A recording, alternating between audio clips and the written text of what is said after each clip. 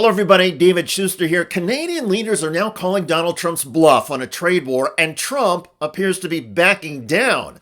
A few days ago, Ontario Premier Doug Ford repeatedly vowed to cut off energy supplies to the United States in retaliation to Donald Trump's proposed tariffs. You come and attack Ontario, you attack livelihoods of people of Ontario and Canadians. We're going to use every tool in our toolbox to defend Ontarians and Canadians across the border. Trump responded to Ford's threat by saying this to CNBC. Well, that's okay if he does that, that's fine, but the United States is subsidizing Canada. It's truly a subsidy, and we shouldn't have to do that. Earlier, when Canadian Prime Minister Justin Trudeau flew to Mar-a-Lago to personally lobby Trump against the tariffs, Trump dismissed Trudeau by saying Canada should be the 51st state and Trudeau should be the governor.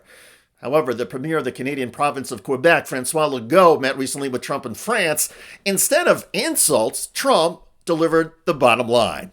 And he told me very clearly that we can avoid those tariffs if we do what needs to be done with the borders. And that means Canada needs to spend a little more on border police, K-9 teams, and surveillance drones to stop illegal cross-border activity. So the Western Canadian province of Alberta has announced it is adding 50 staff to bolster its border with Montana. The Trump transition team has reacted favorably, prompting an optimistic view from Alberta's premier. If we succeed and maintain proper border security, I expect we will have a very strong relationship with the United States, as we always have. In other words, each of the Canadian provincial leaders simply needs to add some border security to the existing Canadian patrols. Experts say the U.S.-Canadian border is already secure, so it won't be a reach for Canada to point to a few extra agents to claim success. Donald Trump, in turn, can then say he got Canada to take action. And even though the action will be relatively small, Trump will be able to claim victory and escape before he actually imposes tariffs that would drive up prices to U.S. consumers and prompts Canadian actions that would hurt America even more. We're going to need the energy. Who has the energy? Ontario has the energy. We're nuclear energy leaders in the world. We're building small modular reactors, leading the world. And who would we love to give our energy to, which we do now, by the way, is the U.S. We ship energy down to Michigan, over to New York, so does Quebec, but Alberta ships 4.3 million barrels a day. You start tariffing that, and the American public's going to see an increase in gas by $1 a gallon. So we're there to strengthen our relationship, not hurt our relationship. I always say that 9 million Americans wake up every morning to produce products that are shipped up to Ontario. We're the number one trading partner, number one export destination to 17 states, number 2 to 11 other states. Donald Trump himself has reportedly been told by advisors that a tariff war with Canada would significantly hurt the U.S. and Canadian economies. And to underscore that Canada is prepared to escalate and turn the damage into something catastrophic in the United States, Prime Minister Justin Trudeau is now outlining the specific Canadian retaliatory steps. Earlier this week, in fact, we heard Canadian Prime Minister Justin Trudeau address a business group there in Halifax, and warning that retaliatory tariffs, the initial response to any imposed by the U.S., would be immediately on the table. And now we're getting a sense that they would go a few steps further, and that includes export controls and taxes on exports. And this would hit key products coming into the U.S. We're talking about oil, we're talking about uranium, we're talking about potash. These are all real critical inputs. The U.S. imports 4 million barrels of oil per day from Canada, and that would have an immediate effect, especially in the Midwest, in mountain states where a lot of that fuel is refined and sold. Likewise with potash, it's a key input for fertilizer used by farmers across the country, so that would have a big effect. Meanwhile, Canadian citizens are already preparing for the trade war. Trump's insults of Canada and Prime Minister Trudeau have gotten a lot of Canadian media attention. And between Trump's condescension of Canada and his tariff threats, Canadian citizens are lashing out.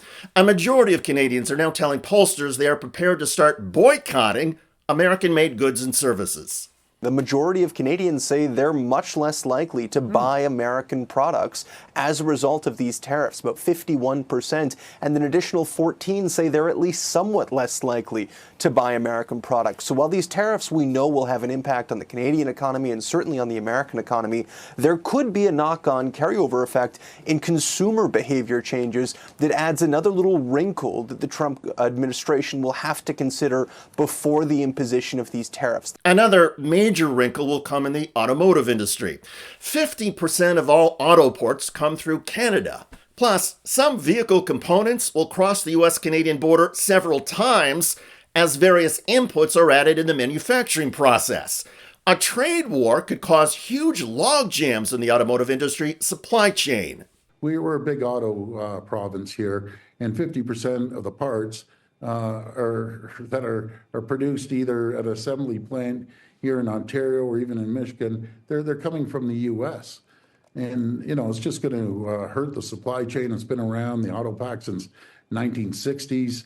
And it can go back and cross the border 8 times before it gets assembled in a plant in the U.S. or in Ontario. We're just so much stronger together.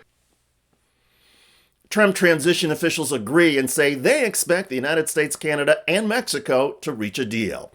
And again, by Trump's own admission, the bar for reaching a deal is low in terms of substance, even if the PR claims by Trump are massive. And already, Donald Trump seems to have achieved what he wanted from Canada and Mexico. Their leaders and lawmakers are spending a lot of time thinking about him.